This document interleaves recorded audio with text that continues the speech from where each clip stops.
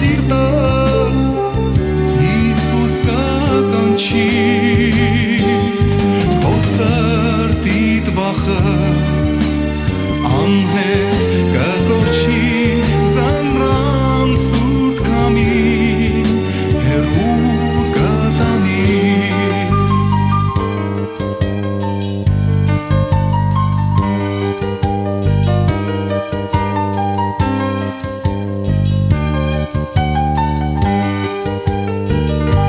Խաչի մոտարի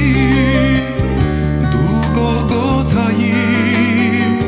մահվան սուրբ քամի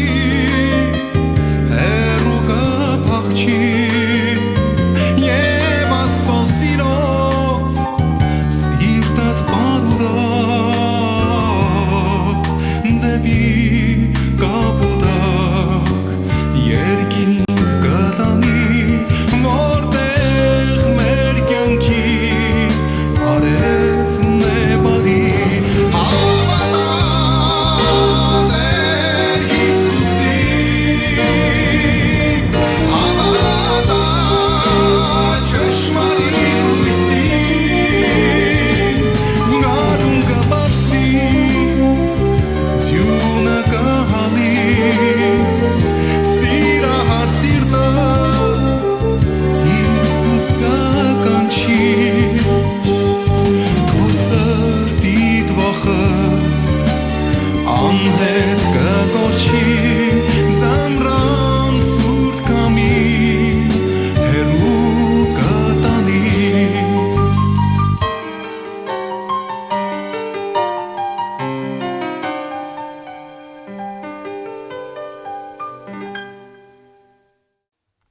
Նախորդ քարոզախոսության ժամանակ մենք խոսեցինք իշխանություն հասկացողության մասին, ներկայացրեցինք ինչ է իշխանությունը եւ վերջնականորեն եկանք այն համոզման Աստծո խոսքի հիման վրա, որ կա մեկ գերիվեր իշխանություն, ամենայն իշխանություն, որի Տերով է Հիսուս Քրիստոս է։ Ազգերի իշխանությունը մի օր պիտի ավարտվի, ինչպես Դանիել մարգարեն ներկայացրեց այդ արձանը եւ այդ լերից կտրված քարը եկավ արձանի ոտքերին զարկեց եւ արձանը փշուր եղավ, որ ազգերի իշխանությունն է ներկայացնում եւ այդ քարը մեծ լեր դարձավ։ Քրիստոսի իշխանությունը պիտի գա, հավիտենական իշխանություն, երբ որ այն հաստատվի, ների իշխանությունը պիտի ոչնչանա, որովհետև Տեր Հիսուս պիղծ այդ երեք անձնավորություններին, սատանային, ներին և սուտ մարգարեին ծծումբով այրված կրակի լճի մեջ պիտի գցի, որտեղ նրանք պիտի մնան հավիտյանս հավիտենից։ Կարդացեք Հայտնություն 19-րդ և 20-րդ գլուխները, որից հետո Հիսուս հազարամյա թագավորություն պիտի հաստատի երկրի վրա, եկեղեցու իր հարսի հետ միասին, եկեղեցին բազմիցս ներկայացրել ենք, ինչ է իրենից ներկայացնում, դա շինությունը չէ, շենքը չէ, որքան էլ որ գեղեցիկ լինի։ Եկեղեցին Քրիստոսի արյունով փրկված հավատացյալների միասնությունն է։ Աշխարհի բոլոր անկյուններում Քրիստոս ունի իր եկեղեցին։ Այդ թագավորությունը, այդ իշխանությունը նախաձայնված իշխանություն էր մարգարեների միջոցով, ինչպես Եսային գրեց, որ այդ իշխանությունը Քրիստոսի ուսերի վրա պիտի լինի, եւ այն պիտի լինի հավիտենական իշխանություն, հազարամյայից հետո հավիտյանս հավիտենից։ Տեր Հիսուսի իշխանությունը տարածվում է ամեն բաների վրա։ Անցյալ անգամ այդ մասին խոսեցինք, Հիսուս իշխանություն ունի մեղքերի թողություն տալու։ Եվ գիտեք ինչպիսի հակառակություն կար Հիսուսի հանդեպ, հրեաները ասում են մեկից զատ, մեկը չի կարող մեղքերի թողություն տալ, որ է Աստված։ Իրենք իրենց բերանով խոստովանում էին, որ Հիսուս Աստված է։ Եթե ձեր մեղքերը խոստովանեք,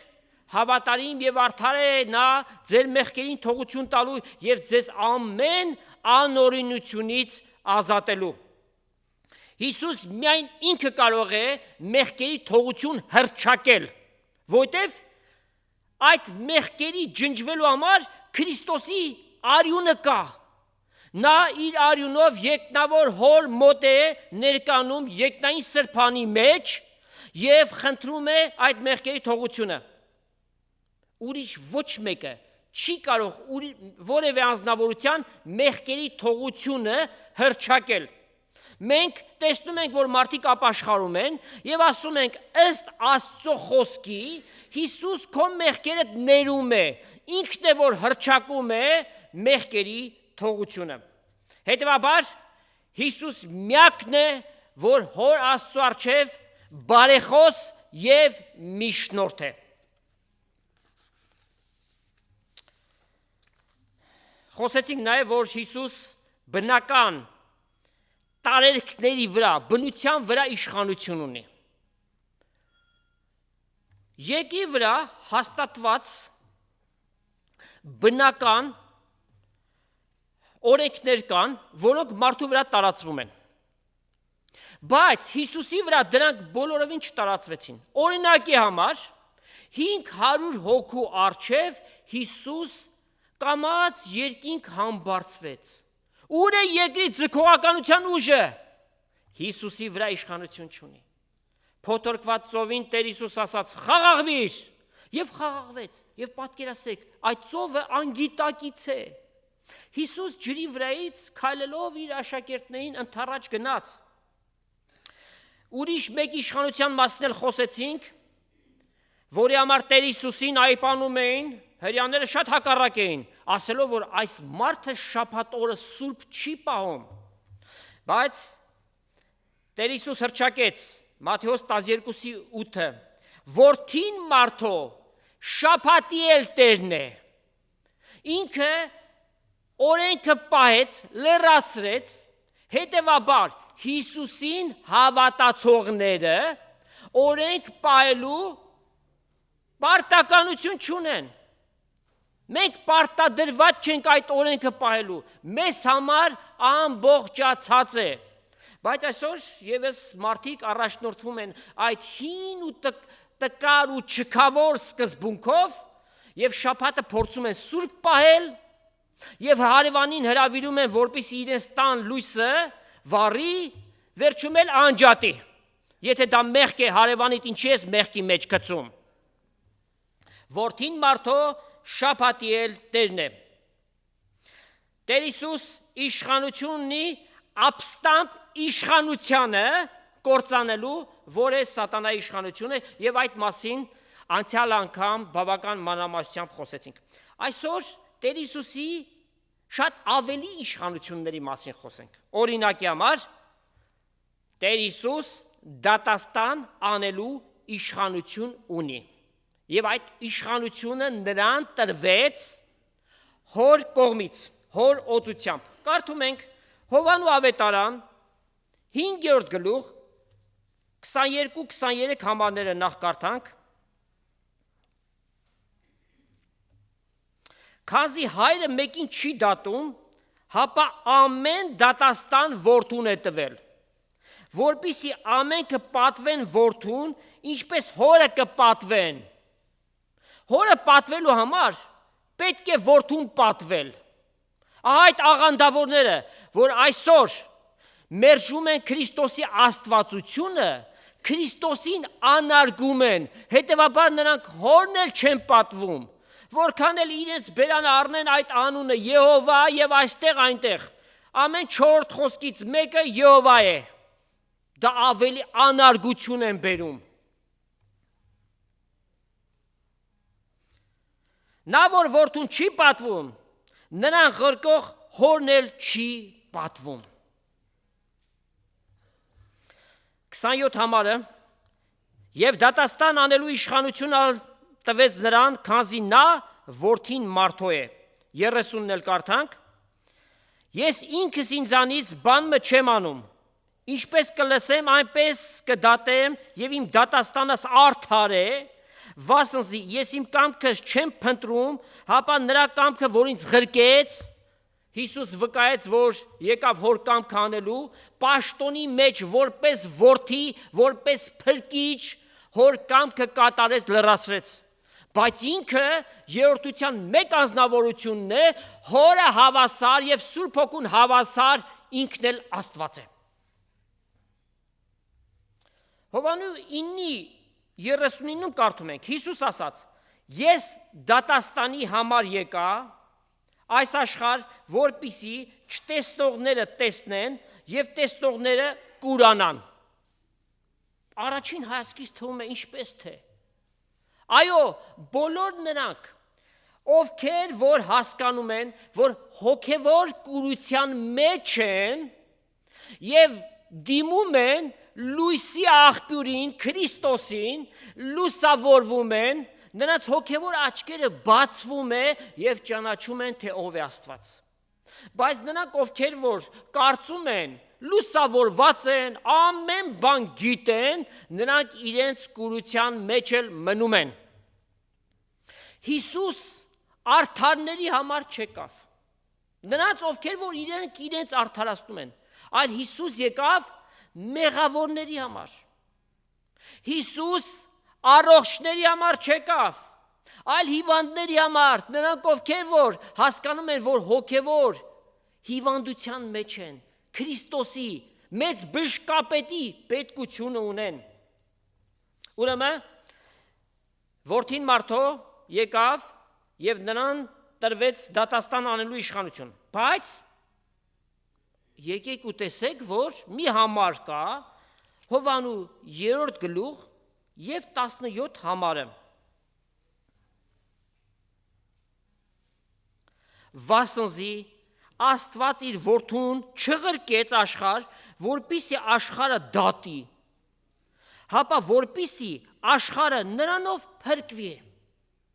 Միթե մենք հակասություն ունենք այստեղ։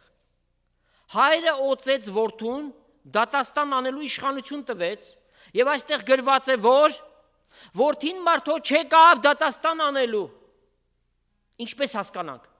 Մենք մշտապես պիտի քննենք եւ հետեւյալ սկզբունքով պիտի նայենք։ Հիսուս Քրիստոսի աշխարհ գալու մեծագույն առաքելությունը ո՞րն էր։ Կորսվածը փնտրելու եւ փրկելու, որից հետո նաեւ գալիս է դատաստանը։ Նրանք, ովքեր որ Քրիստոսին մերժում են, հոր կողմից դատավոր է դրված եւ նրա անունը Հիսուս Քրիստոս է։ Շարունակենք 18-19 համարները։ Այս է դատապարտությունը, որ լույսը աշխարհ եկավ,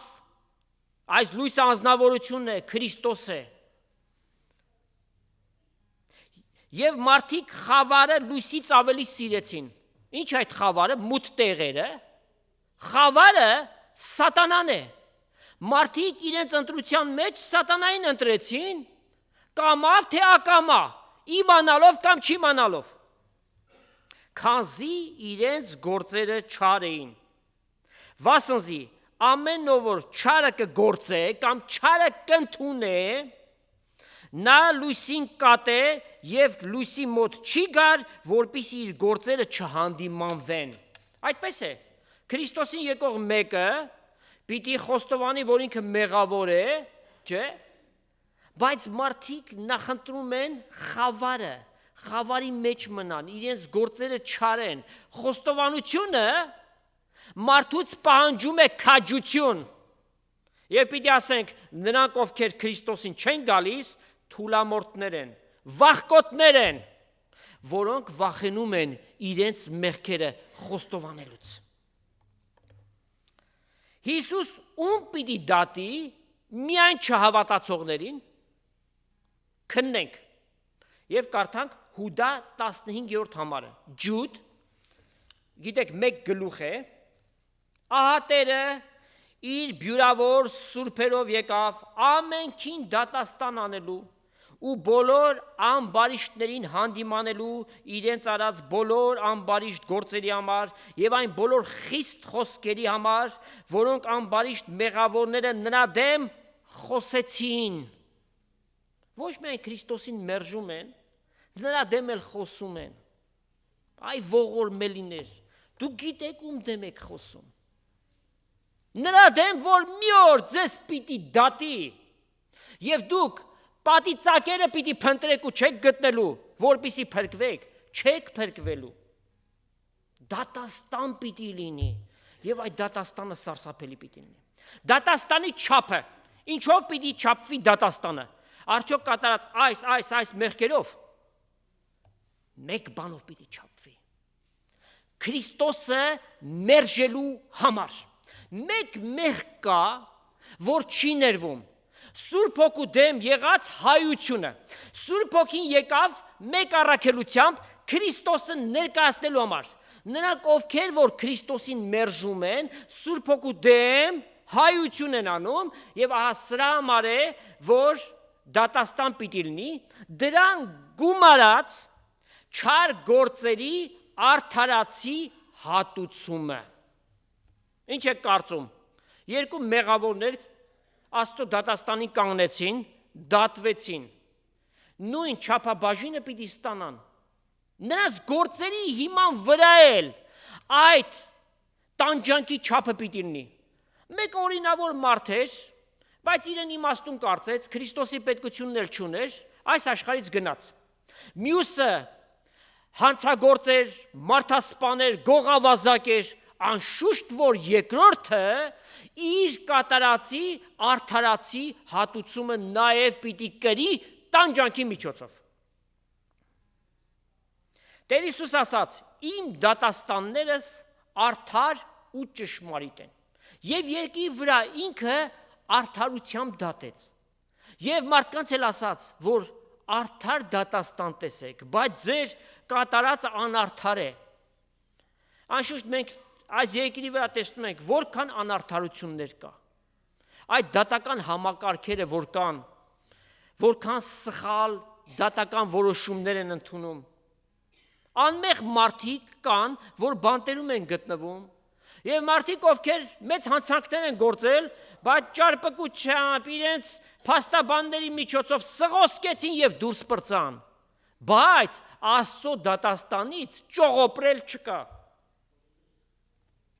Հայտնություն 16-րդ գլխում կարդում ենք 4-ից 7 համարները։ Երրորդ հրեշտակը իր սկավառակը գետերի եւ ջրերի աղբյուրների վրա թափեց եւ նրանք արյուն դարձան։ Մեծ նեղության շրջանի մեկ պատկեր է սա։ Ու ջրերու հրեշտակեն լսեցի, որ կսեր. Արդարես դու, որ ես, որ էիր։ Ում մասն է խոսքը։ Որ ես եւ որ էիր, Հիսուսն է։ Ու սուրբ ես, որ այդպիսի դատաստան ըրիր, վասնզի նրանք սուրբերի եւ մարգարեների արյունը թափեցին, եւ դու նրանց արյուն խմել տվիր, քանզի արժանի են։ Եվ սեղանեն լսեցի, որ կսվեր. այո, ամենակալ Տեր Աստված, քու դատաստաններդ արդար ու ճշմարիտ են։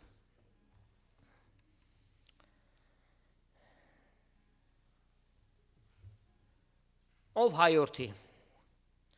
հստակ իմացիր այս բանը, եւ Աստված է սա հռչակում։ Եբրայեցիս 9-րդ գլուխ եւ 27 համարում գրված է. Մարդուն սահմանված է մեկ անգամ մեռնել, բոլորը պիտի մեռնեն, որից հետո ոչնչացում չկա, դատաստան։ Մարդը այն ժամանակ պիտի պապանձվի, արդարանալու խոսքեր չի կարող գտնել, այդ դատաստանից փախչել, ճողոպրել, այդպիսի բան չկա։ Եվ նաև Եբրայեցիս 10-րդ գլուխ 27 համարը հիբրու զարուրելի սպասում դատաստանի եւ կրակի բարկություն, որ հակառակորդներին պիտի լափի։ Հիսուսին մերժել նշանակում է քո մեղքերիդ մեջ մեռնել։ Նշանակում է ճերմակ աթոռի դատաստանի առջև կանգնել, եւ հետևանքները սարսափելի են։ Հռոմեացիս 11:33 համարում Ռոմանս ով Աստծո մեծության ու իմաստության եւ գիտության խորունկությունները ինչպես անքննելի են իր դատաստանները, որովհետեւ մարդկային չափանիշների հիման վրա այս եկի վրա այդ ճշմարիտ եւ արդար ասածը հարաբերական է, բայց Աստծո դատաստանը իրապես աստվածային չափանիշներով արդար եւ ճշմարիտ է։ Անզննելի են իր ճամփաները։ Սարսափազդու մեկ պատկեր ներկայացված է դատաստանի հայտնության 20-րդ գլխում։ 11-ից 15 համարները եւ սա ճերմակ աթոռի դատաստանն է, որ բոլոր նրանք, ովքեր որ առանց Աստծո այս աշխարհից գնացին, այդ դատաստանի առջև պիտի կանգնեն։ Մեծ ճերմակ աթոռ տեսա, որի վրա մեկը նստած էր, նրա երեսից երկիր ու երկինք փախան վախից ու տեղը չգտնվեցավ։ Տեսա պստիկ ու մեծ մեռելներ, որոնք Աստծո առջև կանգնած էին։ Գրքերը բացվեցին եւ ուրիշ գիրքնալ բացվեց, այսինքն կյանքի գիրքը եւ գրքերի մեջ գրված մեռելները դատվեցին իրենց գործերի համեմատ։ Այն որ Քրիստոսին մերժեցին, դրան պիտի ավելանան նաև իրենց կատարած չար գործերը։ Եվ ծովը իր միջի մեռելները տվեց,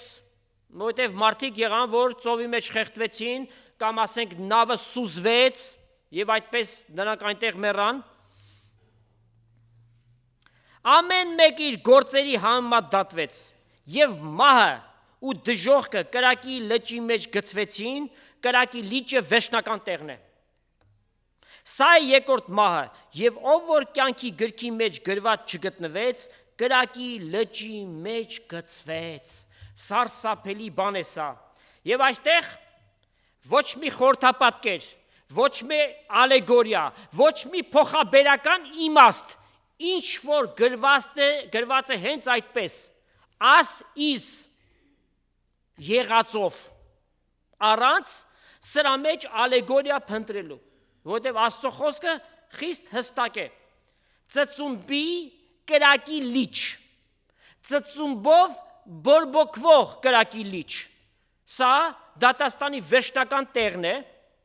եւ հետաքրքիր է, որ Տեր Հիսուս ավելի շատ դժոխքի եւ ծծումբի լճի մասին խոսեց, քան թե դրախտի մասին։ Եվ Տեր Հիսուս ներկայացեց այդ տեղը որպես լացի տեղ, այնտեղ կա լաց, հարատև, մշտատև եւ ակրանների կրճտոց, ատամները պիտի կրճտացնեն մարդիկ ցավից, տանջվում են եւ ազատող չկա, տանջվում են եւ չեն վերջանում, հավիտյանս հավիտենից, սարսափելի է սա։ Տեր Հիսուս իրական մի պատմություն պատմեց աղքատ Ղազարոսի եւ հարուստ մեծատունի մասին։ Ղազարոսը Աստծով ապրեց, թեև իր ունեցած միջոցները շատ սեղմ էին, երկրի վրա շատ աղքատությամբ ապրեց, հիվանդությամբ ապրեց, սակայն իր հավատքի հիման վրա գնաց դրախտը եւ խաղաղության, մխիթարության մեջ էր։ Իրական կյանքը սկսեց իր համար, բայց այդ հարուստ մեծատունը, որ կյանքի ամեն վայելքներ ունեցավ, ամեն միջոցներ ուներ, իր համար չկա ասած բանը չկար։ Ի վերջո աշկերը բացեց այնտեղ, որ երբեք չէր ուզենա գնալ եւ տանջվում էր եւ մեկ կաթիլ ջրի կարոտ էր։ Հայր Աբրահամին խնդրում էր, որ Ղազարոսը թող իր մատի ծայրը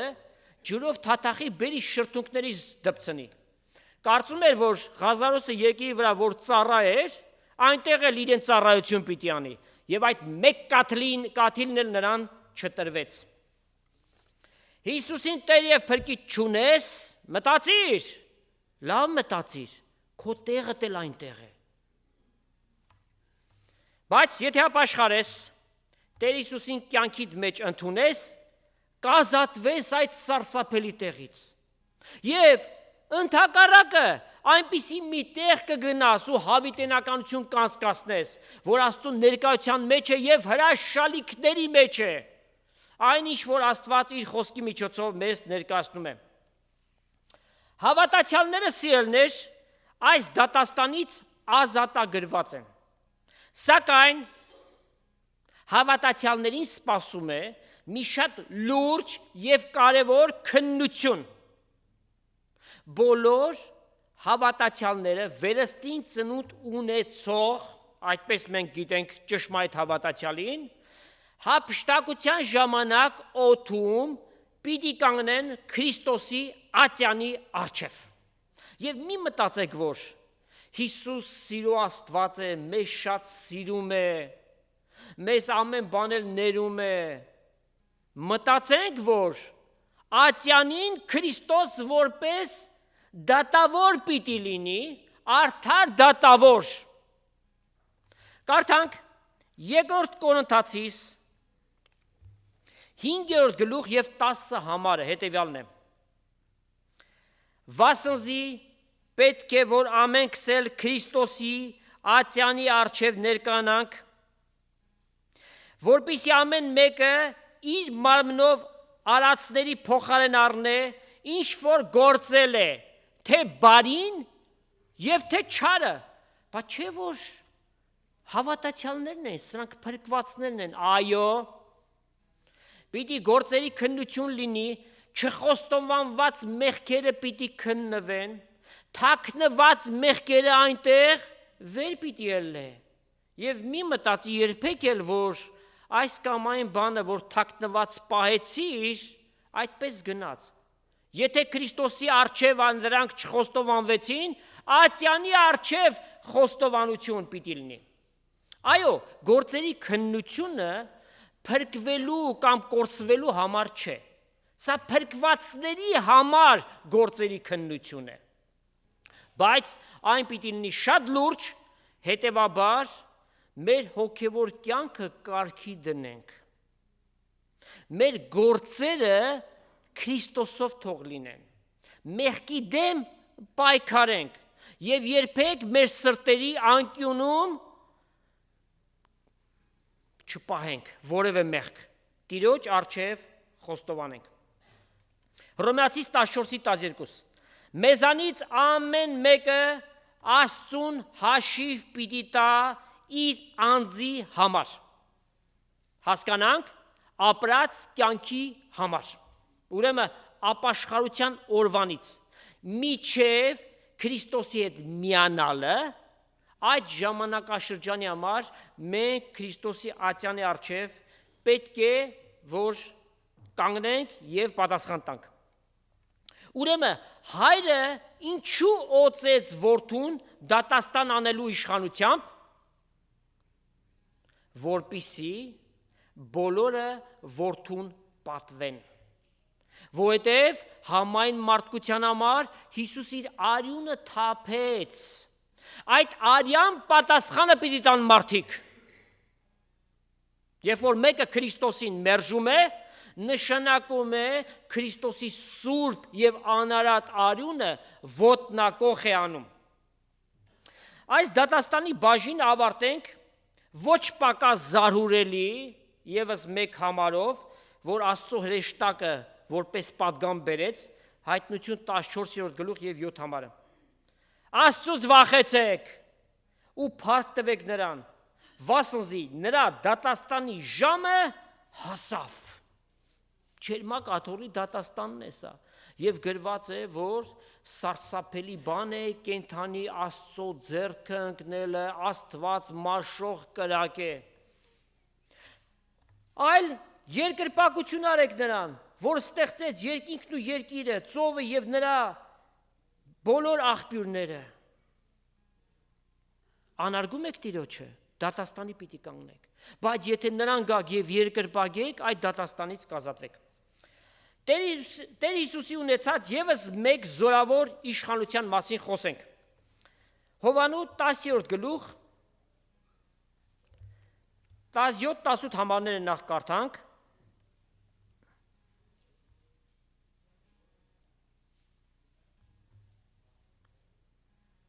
Սրա համար հայրս ինձ կսիրե, որտեվ ես իմ կյանքս կդնեմ, որպեսզի նորից առնեմ այն։ Մեկը չի հանում այն ինձանից, հապա ես եմ դնում այն, իշխանություն ունեմ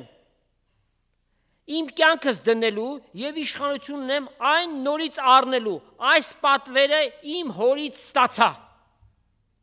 Հիսուսի իշխանության տակ էր իր կյանք դնելը։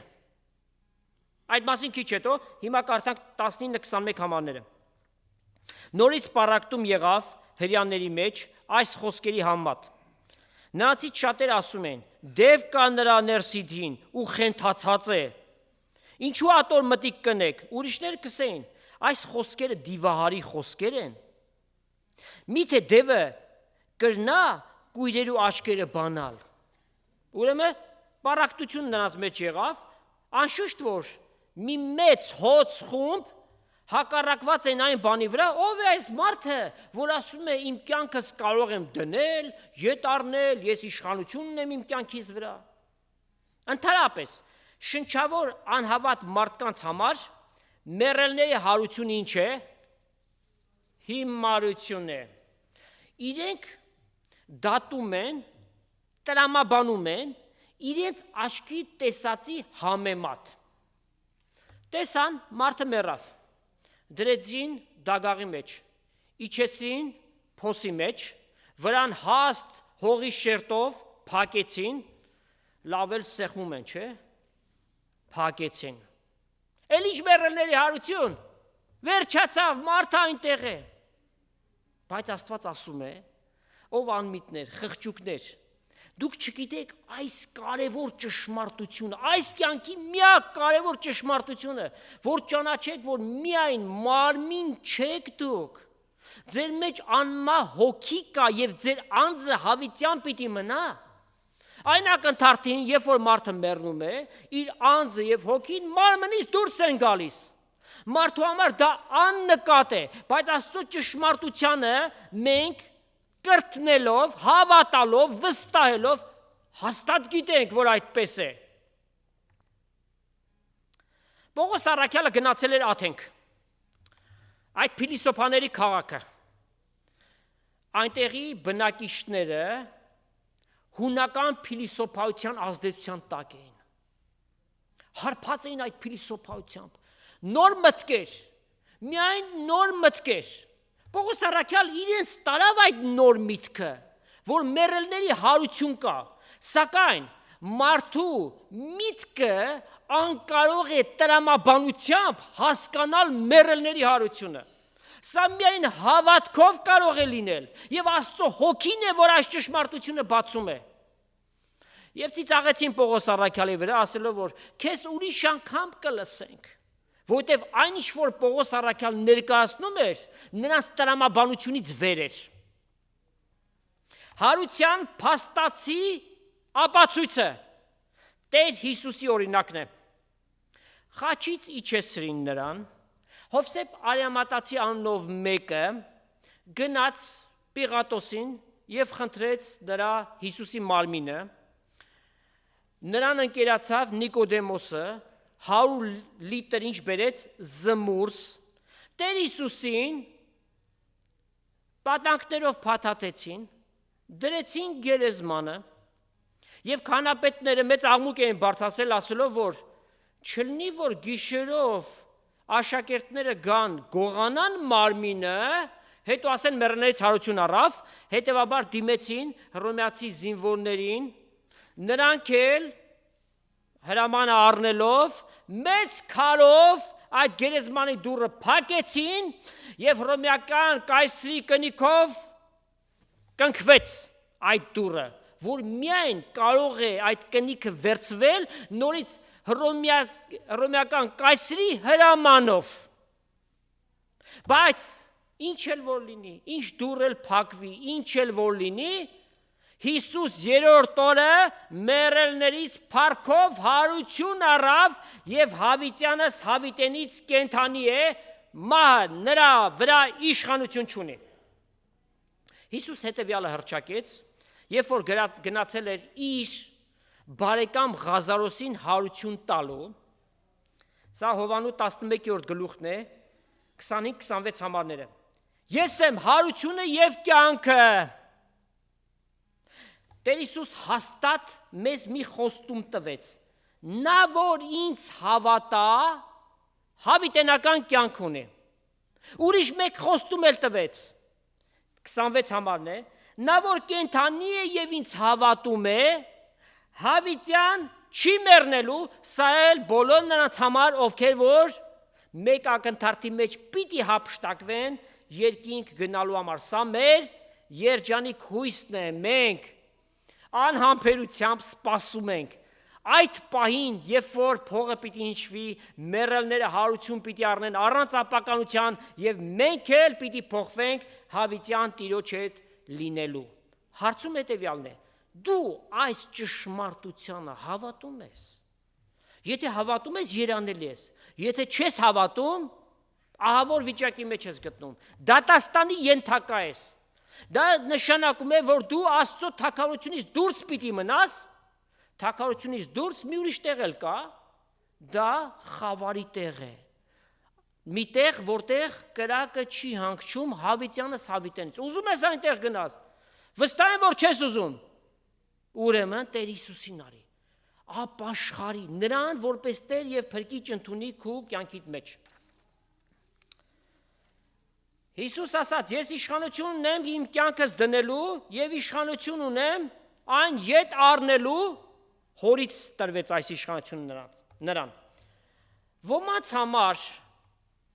Տեր Հիսուս այնքան թույլ և անօգնական գտնվեց, որ նրա հետ ինչպես ուզեցին վարվեցին։ Դիտում են ֆիլմերը, կարդում են Աստծո խոսքից որոշ համարներ, օրինակ կարդանք Հովանու 19-րդ գլուխն է և 32 համարից։ Զինվորները եկան և առաջինի սրունքները կոտրեցին, նաև մյուսինը, որ անորեթ խաչը ելած էր, բայց երբ որ Հիսուսին մոտեցան, տեսան, թե արդեն մեռած էր։ Անոր սրունքները չկոտրեցին, բայց զինվորներն մեկը գեղարդով անոր կողը խոցեց և շուտ արյուն և ջուր ելավ։ Եվ նա, որ տեսավ այս բաները, վկայեց, և անոր վկայությունը ճշմարիտ է, և ինքը գիտե, թե ճշմարիտ կսե, որպիսի դուք հավատաք։ Վասնզի այս բաները եղան, որպիսի կատարվի այն գրվածը, թե անոր մեկ ոսկորը պիտի չկոտրվի։ Ուրիշ գրված մնել կսե, պիտի անոր նային, որ խոցեցին։ Ուրեմն Տեր Հիսուսի հետ վարվեցին, ինչպես որ ուզեցին։ Արդեն խաչի ճանապարհը անարգալից ճանապարհ էր։ Փշե պսակ դրեցին նրա գլխին, նրա վրա թքեցին։ Եբրայական հասարակության մեջ մեկի վրա թքելը ամենամեծ անարգությունն էր։ Այդ էլ արեցին Տեր Հիսուսին։ Խաչը հանեցին և Հիսուսի կողմից ոչ մի հակառակություն չեղավ։ Այսպես են մարդիկ պատկերացնում, որ Հիսուս անօգնական մեկն էր, ինչպես եք ասում, որ նա Աստված է։ Ապա կարդում ենք Հովանու 3-րդ գլուխ և 14 համարը,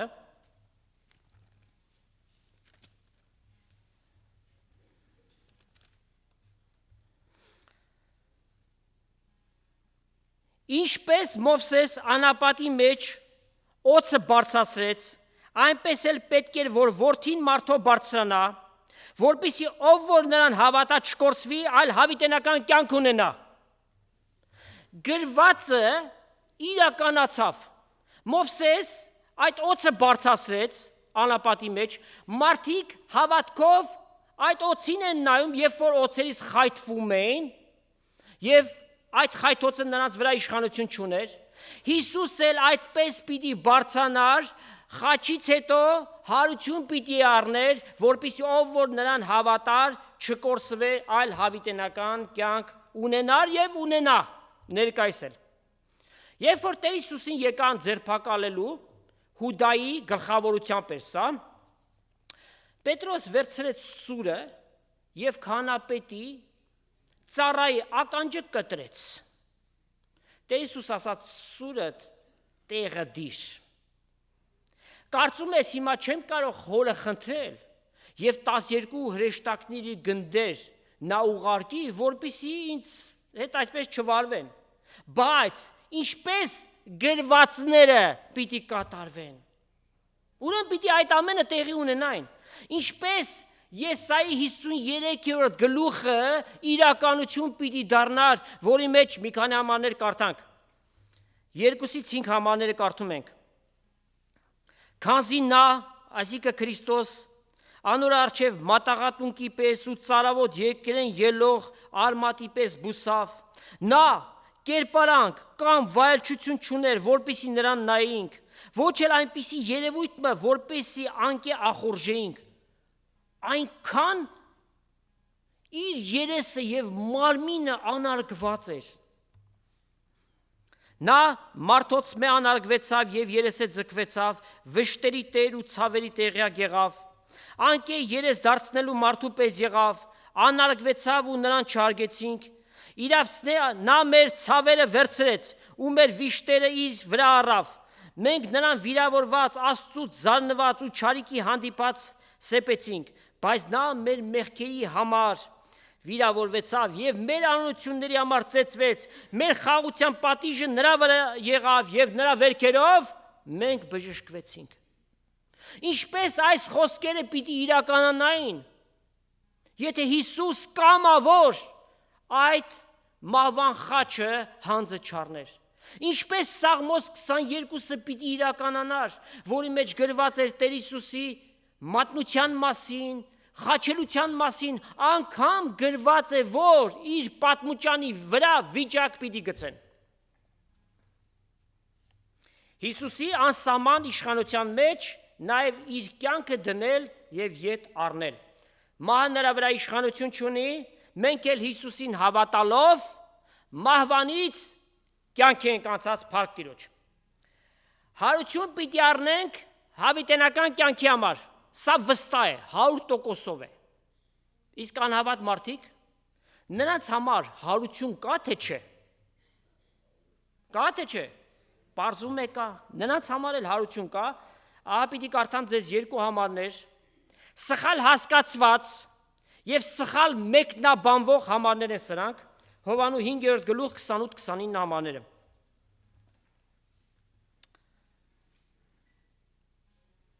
Սրա համար մի զարմացեք, վասնզի ժամանակ պիտի գա, երբ բոլոր գերեզմանի մեջ եղողները նրա ձայնը պիտի լսեն։ Ու դուրս պիտի գան նրանք, որ բարի գործել են կյանքի հարության համար, եւ նրանք, որ չար են գործել դատապարտության հարության համար։ Այս երկուսը մեկացնում են եւ ներկայացնում են հետեւյալ ձևով. ով որ այս կյանքի մեջ բարի բաներ է արել, հարություն պիտի առնի եւ հավիտենական կյանք պիտի ունենա Աստծո թագարության մեջ, ովքեր որ չար բաներ են արել, նրանք պիտի գնան դժոխք այս դատապարտությունից հետո։ Շատ սխալ մեկնաբանություն է սա։ Նախ այս երկու հարությունները, որ ներկայացված են, սրանց մեջ 1007 տարվա տարբերություն կա, բացված կա։ Մեկը վերաբերում է գործերի քննությանը, Քրիստոսի ատյանը, փրկվածների համար եղող մի բան է, իսկ երկրորդը ճերմակ աթոռի դատաստանն է։ Բալավ, ինչպես հասկանանք, նրանք որ բարի են գործել։ Տեր Հիսուսին մի քանի անձեր եկան եւ ասեցին բարի վարդապետ։ Հիսուս ինչ ասաց։ Մեկից զատ բարի չկա, որ է Աստված։ Այլ կերպ ասած, դու ինձ բարի անվանելով Աստված որպես ընդունում ես թե չէ։ Բարին անել նշանակում է բարին ընտրել։ Չարը գործել նշանակում է ընտրության մեջ չարին ընտրել։ Աստված մարդկության ասում է, քո առջև դնում եմ կյանքը, որ է Քրիստոս, եւ մահը, որ է Սատանան։ Օրհնությունը, որ է Քրիստոս, եւ անեծքը, որ Սատանայի միջոցով է գալիս։ Բարին ընտրի։ Կյանքը ընտրի, Քրիստոսը ընտրի։ Ուրեմն, այստեղ երբեք էլ չպիտի հասկանանք, որ հավիտենական կյանքի հավիտենական հարության համար բարի գործերով պիտի լինի։ Սա հակասում է Աստվածաշնչի հոգուն, որովհետև փրկությունը հավատքով է միմիայն։ Եփեսացիս 2 գլուխ 8-9 համարներ ինչ ասում. շնորհքով փրկված եք հավատքի միջոցով, եւ սա ոչ թե ձեզանից է, այլ Աստծո ձրի պարգևն է, ոչ թե գործերից, որ մեկը չպարծենա, այլ Աստծո կողմից տրված շնորհք է, ձրի պարգև է այդ տրված հավիտենական կյանքը։ Սուրբ Գիրքը սիրելիներ մեզ սովորեցնում է, որ մենք արդեն հարություն ենք առել։ Զարմացաք։ Սուրբ Գիրքն է սովորեցնում։ Մենք հարություն ենք առել։ Եվ սա կատարված փաստ է, որ հավատքով մենք ընդունում ենք։ Ինչպես հասկանանք, Քրիստոսի մեջ, դիրքի մեջ մենք արդեն հարություն ենք առել։ Բայց վիճակի մեջ, ժամանակի մեջ մենք դրան դեռ չենք ասել։ Սակայն այդ հարությունը Քրիստոսի մեջ ճշմարիտ վերստին ծնունդ ունեցող հավատացյալների համար ապահովված մի բան է։ Ահա համարներ բերեմ եւ ձեր սրտերը թող ուրախանան վստահաբար։ Հռոմեացիս 6-րդ գլուխ 3-ից 5 համարները կարդանք։ Չգիտեք թե մենք, որ Հիսուս Քրիստոսով մկրտվեցինք, նրա մահվանը մկրտվեցինք։ Մկրտություն ինչ է նշանակում։ Բապտիզո նշանակում է մեռնել, հարություն առնել։ Նրա այդ թաղվեցինք մկրտությունով մահվան համար 2000 տարի է վրան անցել։ Մենք այն ժամանակ այնտեղ ենք։ Ոչ, այնտեղ չենք, բայց Քրիստոսի մեջ սա կատարված մի դեպք է, որպես ինչպես Քրիստոս հոր փառքով հարություն առավ մեռելներից, այնպես էլ մենք կյանքի նորոգության մեջ պտտվենք։ Վասի մենք նրա հետ տնկակից եղանք, united, միավորվեցինք։ Նրա մահվան նմանությունով, նաև նրա հարության նմանությունով էլ կցորդ պիտի լինենք։ Քրիստոսի խաչով համայն մարդկությունը մահվան դատապարտվեց։ Դրա ապացույցը կարդանք Կողոսացիս 2 գլուխ 12 համար, Galatians, թաղվելով նրա հետ մկրտությունով, ասեցինք մկրտությունը մեռնել հարություն առնել է, նաև նրա հետ հարություն առանք արդեն կատարված է, Աստծո զորությանը հավատալով, որ Հիսուսին մեռելներից հարուցանեց։ Նրա հետ մեռանք, խաչով մեռանք, բայց նրա հարությամբ հարություն առանք, որովհետև այդ հարությանը հավատում ենք մենք։ Եփեսացիս 2:6-ը Հայրը Հիսուսի հետ մեզ հարուցանեց եւ նստեցրեց երկնավորների մեջ Քրիստոս Հիսուսով։ Սա էլ շատ զարմանալի է։ Ոչ միայն հավատքով հարություն ենք առել, այլ երկնավորների մեջ Քրիստոսով նստած ենք։ Եվ քանի որ Քրիստոսի հետ հարություն ենք առել, մեզ շատ կարևոր մի գործնական հավատքի կյանքի համար խիստ անհրաժեշտ պատվիրան է տրված։ Ուշադրություն դարձնենք եւ գործածության դնենք։ Կողոսացիս 3 գլուխ առաջի 3 համարները։ Արդ եթե Քրիստոսի հետ հարություն առանք թե չէ։ Հավատքով առել ենք, այո, ժամանակը երբ որ գա, իրական պիտի տեղի ունենա այդ բանը։ Եթե հարություն ենք առել, ուրեմն վերևի բաները փնտրենք։ Ինչ է այդ վերևի բաները։ 27-րդ հարկ բան, Աստծո թագավորությունը, վերին Երուսաղեմը, ուր Քրիստոս դստած է Աստծո աջ կողմը, վերևի բաների վրա մտածենք, ոչ թե այս երկրի վրայինների, չէ որ մենք մեռանք մեր կյանքը երկնքում Քրիստոսի մեջ պահված է։ Բայց թերևս մեկ ասի, որ այս ասված խոսքը շատ ծայրահեղ է։ Ինչ է ուրեմն էլ բանուգործ չունենք, 24 ժամ երկնքի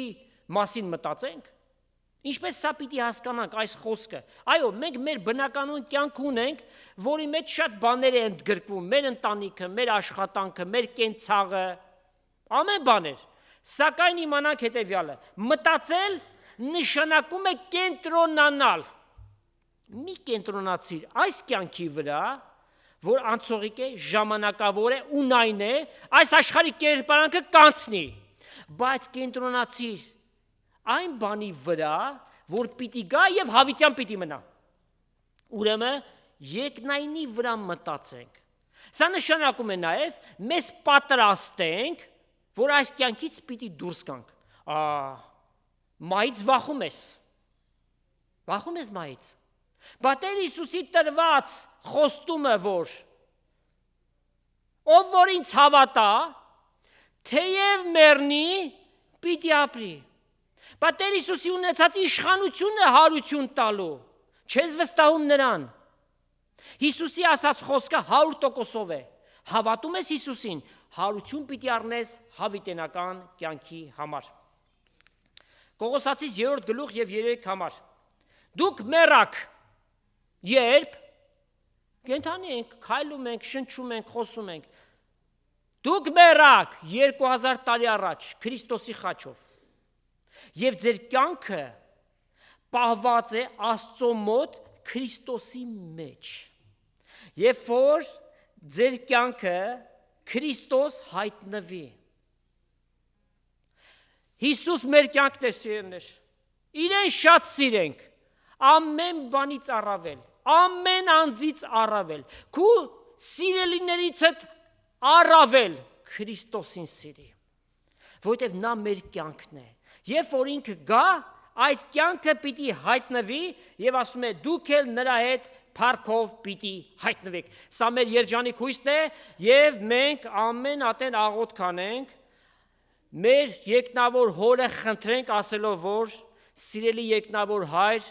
խնդրում ենք որ շուտով ուղարկես մեր փրկչին Տեր Հիսուս Քրիստոսին։ Ուրեմն այսօրվա նյութը ամփոփենք, հետեւաբար նաեւ անցած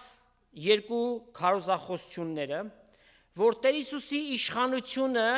տարածվում է բոլոր բաների վրա։ Եվ իշարս քննարկած տարբեր նյութերի այսօրվա համար մեզ շատ հստակ է, որ Հիսուս իշխանություն ունի իր կյանքը դնելու եւ ետ առնելու։ Հիսուս իշխանություն ունի դատաստան անելու։ Հիսուս իշխանություն ունի մեռելներին հարություն տալու։ Ով որ Հիսուսին հավատա, թեև մեռնի, պիտի ապրի։ Եվ այս խոստումը անվիճարկելի է, անփոփոխ է,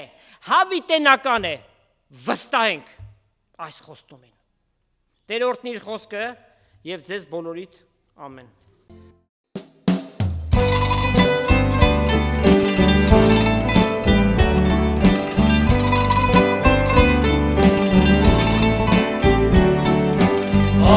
Հարցեց Աստված ինչ ուրախություն, երազպության զրկոցը մտավ, վեշտակների հետ ծնծային ձայնով, մեր թագավորին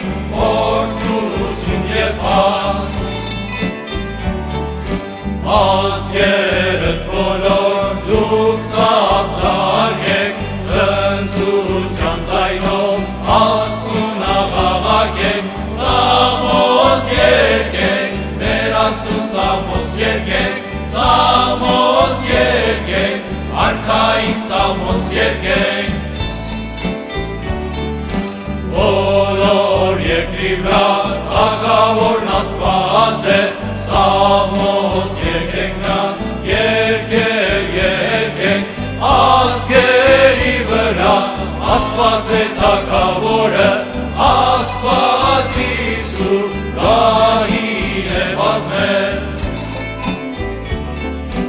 Աստված ցնծության վեր համարցվեց, համարցվեց Տերը հողի հնչելով, Սամոս երգենք, մեր Աստծուն Սամոս երգենք, Սամոս երգենք, երկեր